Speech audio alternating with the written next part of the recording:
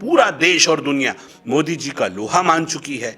लोग मोदी जी से प्यार कर रहे हैं, साफ साफ दिख रहा है कि लोग एतबार कर रहे हैं। मोदी की गारंटी मतलब गारंटी पूरा होने की गारंटी। जितना बुरा हाल मुस्लिम कम्युनिटी का यहाँ हुआ, मिट्टी में मिला दे के जुदा हो नहीं सकता, अब इससे ज्यादा तो मैं तेरा हो नहीं सकता। ऊपर वाले के पास इन्ना लिल्लाहि व इन्ना इलैहि राजिऊन पढ़ना ही पड़ेगा और कोई रास्ता नहीं बचा। इसलिए विपक्ष बेवजह हंगामा मचा रहा है। बदलाव है, बदलाव की बयार है। मैंने कहा ना, ये आखिरी ऑप्शन उनके पास है। अब वो जो हमदर्दी दिखा रहे हैं, भाई जिन्हें 75 साल का मौका मिला, तो 75 साल में तो आप स्विट्जरलैंड बना देते वक्फ बोर्ड की लैंड को, तो आपने तो नहीं बनाया। कि आज मुसलमान के हाथ में कटोरा है, वो बेचारा, उसके बच्चों के पास रोजगार नहीं है, और आप कहते हैं कि वो देश के मुसलमान के पास इतने लाखों करोड़ की जमीन है। मुस्लिम ठेकेदार हैं आप चाहेंगे किसी प्रॉपर्टी को बेच देंगे, तो दिल्ली में कई प्रॉपर्टी उसको लोग बेचने के ऊपर लगे हैं। ये उभरता हुआ भारत है।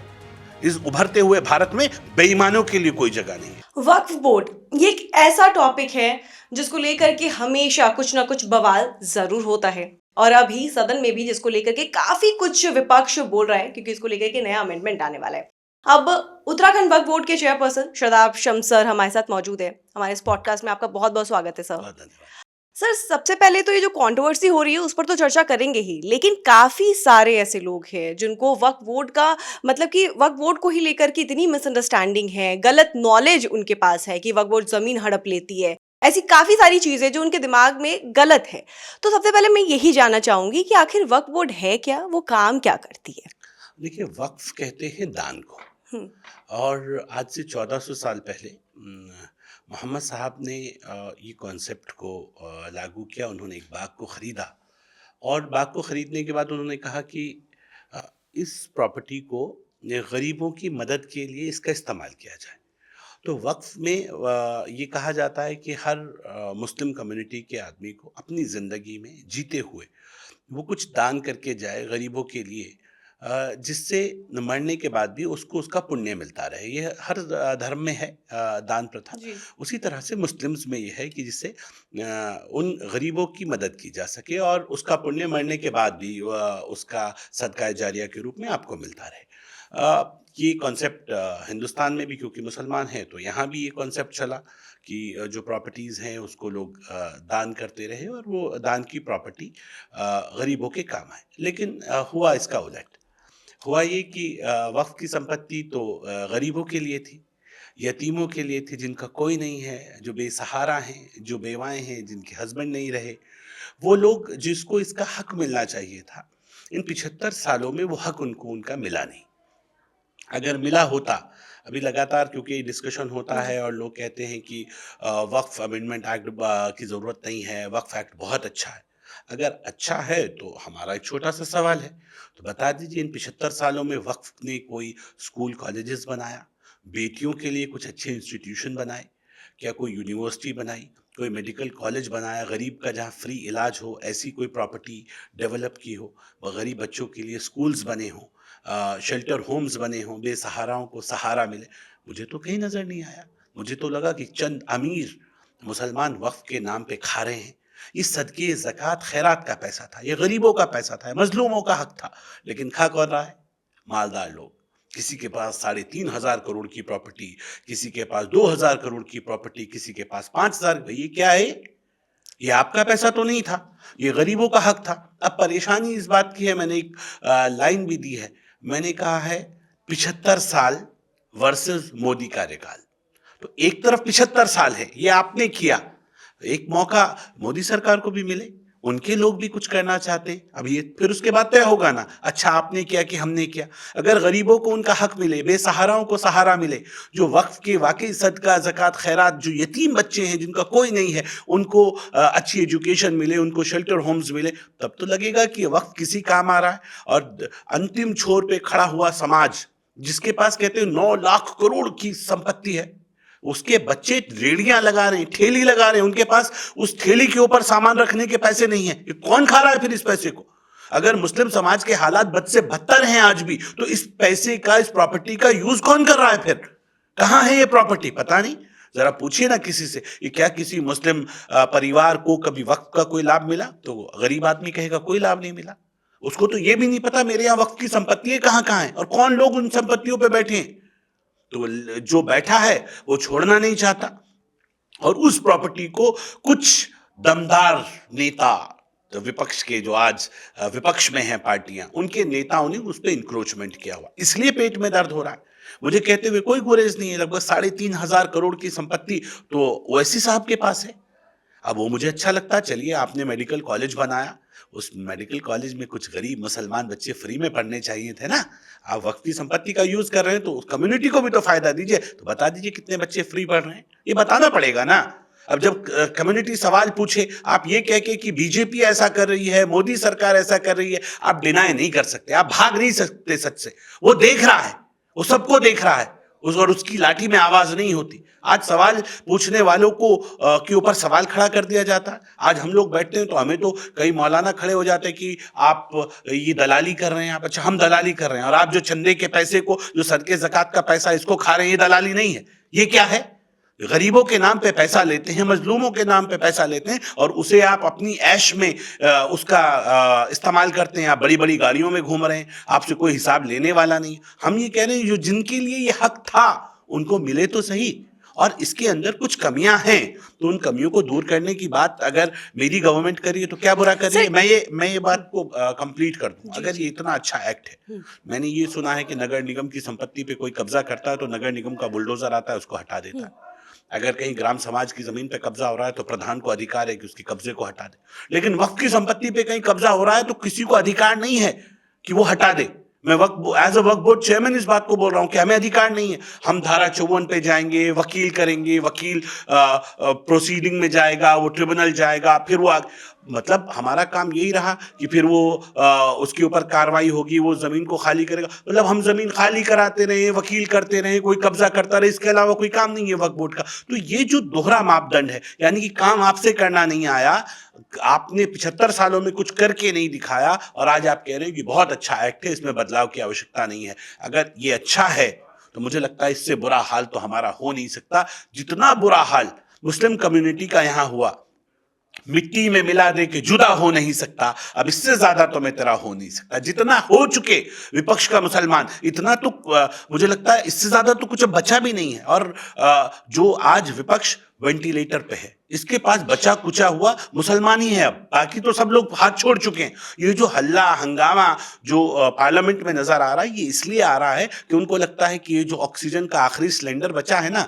अगर ये भी खत्म हो गया तो ये वेंट से भी गए, फिर तो राम नाम सत्य है। तो फिर मुझे लग रहा है कि ऊपर वाले के पास इन्ना लिल्लाहि व इन्ना इलैहि राजिऊन पढ़ना ही पड़ेगा और कोई रास्ता नहीं बचा। इसलिए विपक्ष बेवजह हंगामा मचा रहा है। हम ये कह रहे हैं आपको मिले ना 75 साल, तो मोदी सरकार को भी दीजिए ना टाइम, हमें भी दीजिए मौका। हम भी कुछ करना चाहते हैं, हम भी दिखाना चाहते हैं। अगर फेल हो गए तो माफी मांग लेंगे कि नहीं हम नहीं कर पाए आपके लिए अच्छा। ये कहना कि चोरी हो गई, कौन सी जमीन, 3 तलाक के समय भी कुछ ऐसे ही बवाल और ऐसे ही हंगामा उन्होंने किया था अभी इस वक्त वोट के टाइम में। जी, अब लगातार हंगामा ही कर रहे हैं। जेपीसी में भी हमने हंगामा ही देखा है कि वो नहीं चाहते हैं, कि वो ये चाहते हैं कि मुसलमान रोड पे उतरे, मुसलमान हंगामा करे, अराजकता फैले, देश जो है वो आग के गोले में तब्दील हो जाए, झगड़े हों, लोग हंगामा करें। ये चाहता है विपक्ष, क्योंकि विपक्ष के पास अब कुछ बचा नहीं है और वो मुस्लिम कम्युनिटी के कंधे पर बंदूक रख के फायर करना चाहता है। उसको ऐसा लगता है कि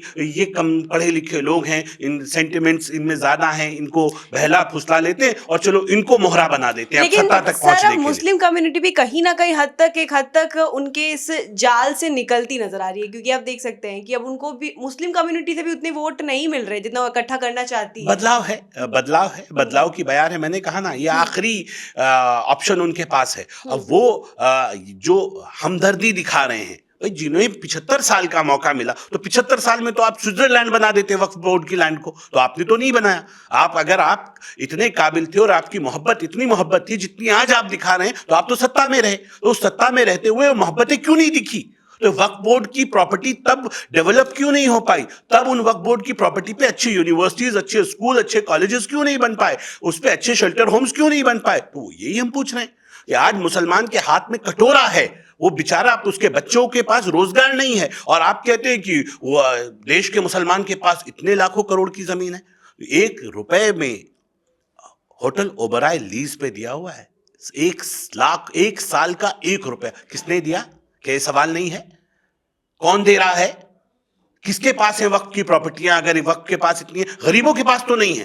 तो जिन अमीरों के पास है, वो अमीरों का तो डिटेल जनता के सामने आनी चाहिए ना, साफ नियत के साथ। इसका नाम उम्मीद रखा है, ये उम्मीद है, एक उम्मीद की किरण जो मोदी जी ने अलग जगाई है, जो हमारे केंद्रीय मंत्री किरण रिजिजू ने एक कोशिश की है, और बहुत ईमानदारी के साथ मेहनत करने के बाद एक रिजल्ट आया। अभी कह रहे हैं नहीं ऐसे नहीं, भाई हमें मौका तो दीजिए।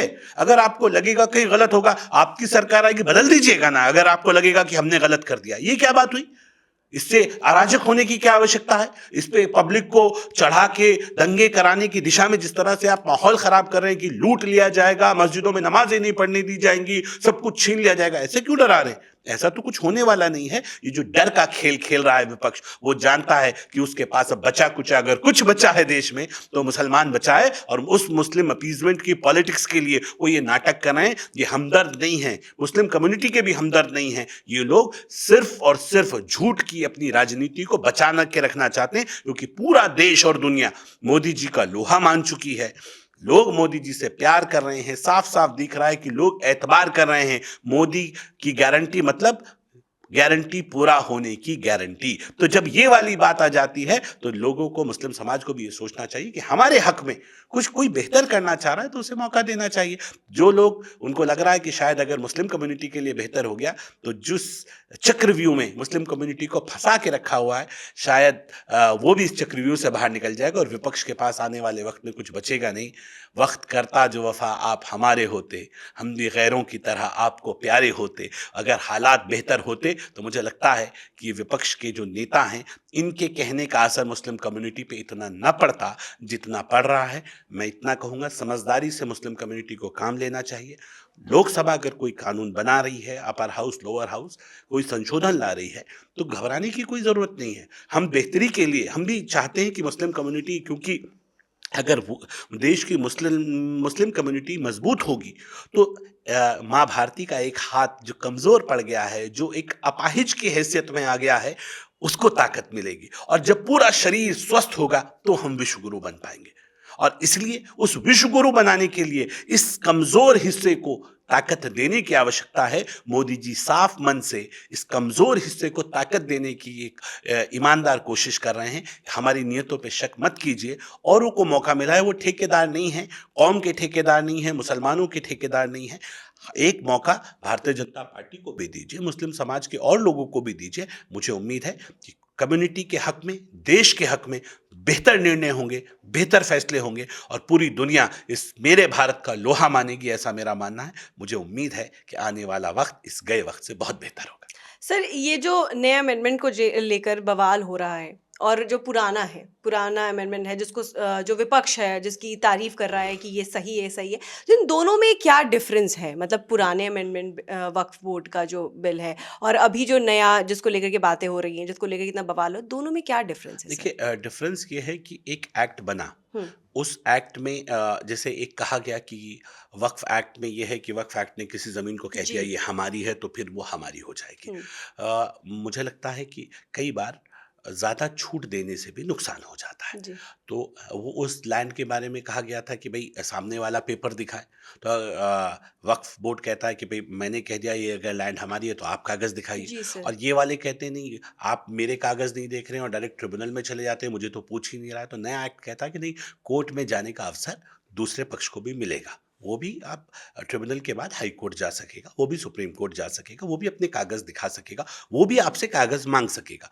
अगर आपके पास कागज़ नहीं है तो आप ये बता सकते हैं कि भाई बहुत पुराना हो गया है, लेकिन इतने वक्त से यहाँ पे हम नमाज पढ़ते आए हैं, हमारी मस्जिद है, तो कोई नहीं छेड़ रहा है आपकी मस्जिद को। जो वक्फ बाय यूज़र है उसे कोई नहीं छेड़ रहा है। लेकिन जो प्रॉपर्टियाँ खाली पड़ी हैं, जो प्रॉपर्टियों को आप बेच रहे हैं, मतलब आप बेचें तो ठीक, मुस्लिम ठेकेदार हैं आप चाहेंगे किसी प्रॉपर्टी को बेच देंगे, तो दिल्ली में कई प्रॉपर्टी उसको लोग बेचने के ऊपर लगे हैं और आपस में मुकदमे चल रहे हैं। उनके ऊपर क्यों नहीं बोलता है विपक्ष कि ये क्यों गलत बेच रहे हैं? क्योंकि वो आपकी साठ-गांठ से बेच रहे हैं, उसमें आपके लोग इन्वॉल्व हैं, आपकी भी हिस्सेदारी है, इसलिए आप नहीं बोल रहे हैं। सबसे बड़े चोर, तो मैं ये कह रहा हूँ, वक्फ बोर्ड तो चोरी का अड्डा बन गया था। मैं वक्फ बोर्ड का एज अ चेयरमैन मैं इस बात को बोल रहा हूँ, जितना मैं वक्फ बोर्ड को 2 सालों में समझ पाया, मैं ये कह रहा हूँ कि वक्फ बोर्ड सबसे बड़ा भ्रष्टाचार का अड्डा है। और मैंने इस बात को कहा ये है बहुत कि बड़ी बात कही ईमानदारी आपने। के साथ जिस दिन से देश आज़ाद हुआ है उस दिन से आज तक जब मैं आपके स्टूडियो में बैठ के ये बात कर रहा हूँ, इंक्लूडिंग मेरे कार्यकाल की भी जांच कराई जाए। जिन्होंने चोरी की है, क्या वो चोरों को छोड़ना चाहिए? जिन्होंने गरीबों का हक खाया है, ये मुस्लिम कम्युनिटी जिसे अपना मानती है वक्फ बोर्ड प्रॉपर्टीज को, जिन्होंने इन प्रॉपर्टीज को खाया, क्या मुसलमान नहीं चाहेंगे ऐसे लोगों को सलाखों के पीछे डाला जाए? तो आखिर 200 बीघा जमीन में मेरे यहाँ नैनीताल रामगढ़ में रिसोर्ट बना दिया। कांग्रेस के पूर्व सांसद बड़े नेता हैं अकबर अहमद डंपी, उन्होंने रिसोर्ट बनाया हुआ है। कांग्रेस के एक सांसद हैं मुजफ्फरनगर के सईदुज्जमा, वो कलियर में जमीन को कब्जा बैठे। क्या है ये मजाक? गरीबों का हक गरीबों को क्यों ना मिले? ये क्या मजाक बना दिया? एक ठेकेदार बन गए आप, चंदा लिया लेते रहिए, कम्युनिटी से लेते रहिए और खाते रहिए, कोई हिसाब किताब पूछने वाला आपको ना। ये नहीं चलेगा। ये उभरता हुआ भारत है। इस उभरते हुए भारत में बेईमानों के लिए कोई जगह नहीं है। इसलिए हम कह रहे हैं, ना बेईमानी न खाएंगे, न किसी को गलत खाने देंगे, न लड़ेंगे न लड़ाएंगे, न डरेंगे न डराएंगे। मोदी जी का श्रेष्ठ भारत बनाएंगे, उस दिशा में आगे बढ़ना है और सबको साथ मिलकर चलना है। क्योंकि मैं ये मानता हूं, अगर विश्व गुरु देश को बनाना है तो पूरी मुट्ठी बंद करके हम आगे बढ़ेंगे और देश को विश्व गुरु बनाएंगे। जो लोग डराने की राजनीति कर रहे हैं, मुस्लिम कम्युनिटी को जो डरा रहे हैं, मैं उन सब लोगों को ये कह रहा हूं, किसी को डरने की जरूरत नहीं है। डरना है तो सिर्फ ऊपर वाले से डरना है ना, सिर्फ उस परमपिता परमात्मा से डरना है, उस अल्लाह से डरना है जिसके कब्जे में हमारी जान है। बाकी किसी से क्या डरना? सच होगा तो किसी के ऊपर आंच नहीं आएगी, गलत होगा तो हम किसी को छोड़ेंगे नहीं। ये इस सरकार का मूल मंत्र है, सही को छेड़ेंगे नहीं, गलत को छोड़ेंगे नहीं, और इस ईमानदारी के साथ आगे बढ़ रहे हैं। मैं ये कह रहा हूं, जो हंगामा कर रहे हैं, जानबूझ के जो राजनीतिक ड्रामा कर रहे हैं, वो केवल अपीजमेंट की पॉलिटिक्स कर रहे हैं। उनका सच से कोई लेना देना नहीं है। मोदी सरकार पूरी ईमानदारी के साथ मुस्लिम कम्युनिटी का विकास चाहती है, इन संपत्तियों को कम्युनिटी के लिए डेवलप करना चाहती है। और हम ये कह रहे हैं कि कम्युनिटी डेवलप होगी तो देश डेवलप होगा। और मैंने तो ये भी डिमांड की है, जेपीसी में मैंने प्रस्ताव दिया था कि हमारे पास एक लैंड बैंक है, तो क्यों पहला हक जो देश के लिए सरहद पर शहीद होता है मेरा सैनिक, उसके परिवार को पहला हक क्यों ना मिले? इस संपत्ति में उसका हिस्सा क्यों ना हो? वो तो किसी धर्म के लिए नहीं लड़ रहा है, वो तो देश के लिए लड़ रहा है। तो मुस्लिम कम्युनिटी को राष्ट्रवादी विचार के साथ, पॉजिटिव सोच के साथ आगे आना चाहिए। हम सब साथ हैं। और जब देश का आम आदमी, भाई देश कौन है? We the people of India, हम भारत के लोग, हम तो देश है ना।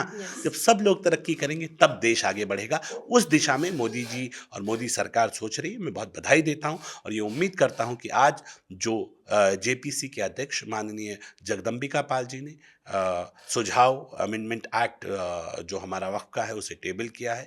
करण रिजिजू जी जो हमारे माननीय केंद्रीय मंत्री हैं, बहुत ईमानदारी से उसके ऊपर लगे हैं। मुझे उम्मीद है कि सब लोग मोदी जी के नेतृत्व में एक बहुत अच्छा इतिहास रचेंगे और जो मुख्य धारा से कटा हुआ समाज है वो भी मुख्य धारा में जुड़ेगा और मिलकर देश को आगे बढ़ाने की नीयत से सब आगे बढ़ रहे हैं। इसलिए लोगों से अनुरोध है, गुजारिश है कि कोई हमारी नीयत पे शक न करे। एक अवसर 75 साल, मैंने फिर इस बात को दोहरा रहा हूं, 75 साल वर्सेस मोदी कार्यकाल। एक मौका उन्हें दिया है 75 साल का, एक मौका हमें भी टैगलाइन मिलना दे चाहिए। दिया है। बिल्कुल। सर, आपसे बात करके तो बहुत अच्छा लगा। जाते-जाते, क्योंकि आपने बहुत कुछ बता दिया है, सारे सवालों का मतलब इतने अच्छे से आपने एक्सप्लेन किया है कि वक्फ बोर्ड को लेकर जो कन्फ्यूज़न है लोगों के मन में, वो कहीं न कहीं एक हद तक क्लियर हो गया है। लेकिन सर, मेरे को ये जानना है कि वक्फ बोर्ड का ये जो नया बिल है, इसमें महिलाओं के लिए क्या कुछ फ़ायदे हो सकते हैं? कि महिला तो बराबर की हिस्सेदार है। जी सर। और हम ये कह रहे हैं कि वक्फ की संपत्तियों को हुँ। जब आप डेवलप करें तो आप किसको देंगे? आप महिलाओं को एंटरप्रेन्योर बनाइए, उनको आगे लाइए, उनको मुख्य धारा में जोड़िए। इसलिए महिलाओं को 2 महिला कोटा बढ़ाया गया है कि अब 2 महिलाएं रहेंगी वक्फ बोर्ड में, मैंडेटरी हो गया है।